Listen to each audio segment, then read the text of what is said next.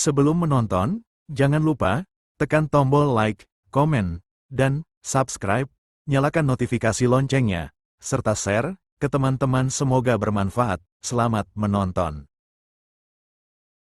Cara menanam biji semangka yang sudah dimakan ke dalam tanah, dalam waktu sekitar seminggu, biji itu akan tumbuh seperti kecambah menjadi bibit semangka. 10 hari kemudian, daun lembut mulai muncul, dan seiring waktu, daun-daun ini akan membesar dan batangnya akan terus berkembang. Tapi tahukah kamu, semangka yang tumbuh dari cara ini biasanya berukuran kecil. Hari ini, saya akan mengajarkan cara menggabungkan semangka dengan labu raksasa untuk menanam semangka raksasa. Pertama, rendam biji semangka agar terbangun dari tidurnya. Kemudian, letakkan biji di atas handuk basah, bungkus, dan masukkan ke dalam kotak untuk disemai.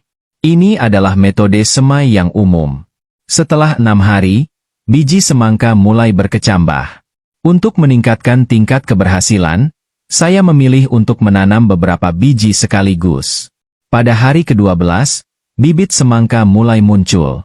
Saat ini, kita bisa menanam biji labu di sebelah bibit semangka. Nanti, saat menggunakan metode grafting, ini akan sangat memudahkan karena pertumbuhan semangka lebih lambat daripada labu, jadi kita menanam biji labu beberapa hari kemudian. Pada hari ke-18, bibit labu dan semangka sudah tumbuh dengan ukuran yang hampir sama, sehingga kita bisa menggunakan metode grafting untuk menyatukan kedua bibit tersebut. Gunakan pisau untuk membuat sayatan miring pada kedua bibit, tapi pastikan untuk tidak memotongnya sepenuhnya. Setelah itu, gabungkan kedua bibit dan gunakan alat grafting untuk menahannya bersama. Pada hari ke-28, potong ujung atas labu untuk menghentikan pertumbuhannya, sehingga nutrisi dari kedua akar terkonsentrasi ke bibit semangka.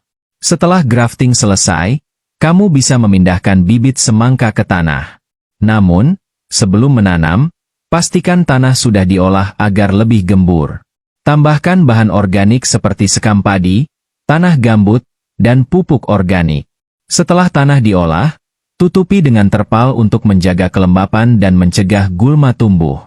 Pindahkan bibit semangka ke tanah, siram dengan air, dan gunakan tongkat untuk menopang bibit agar tidak roboh saat tumbuh besar. Pada hari ke-39, tambahkan lebih banyak nutrisi untuk bibit.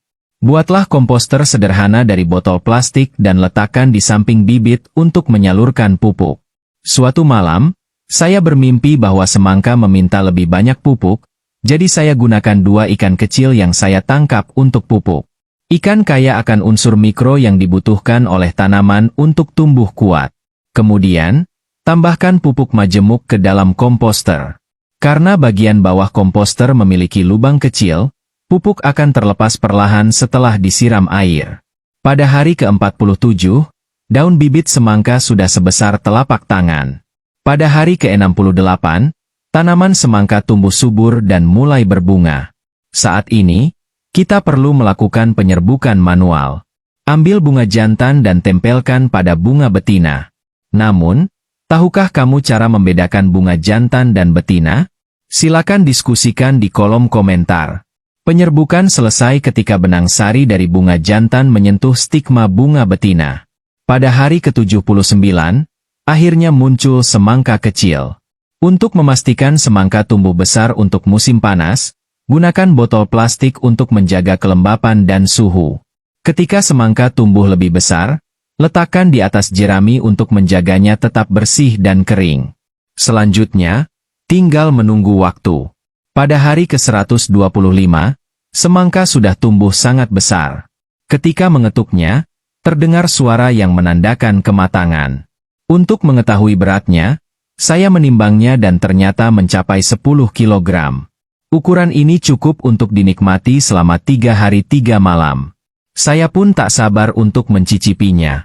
Saatnya berbagi kebahagiaan hasil panen dengan orang-orang yang kamu sayangi.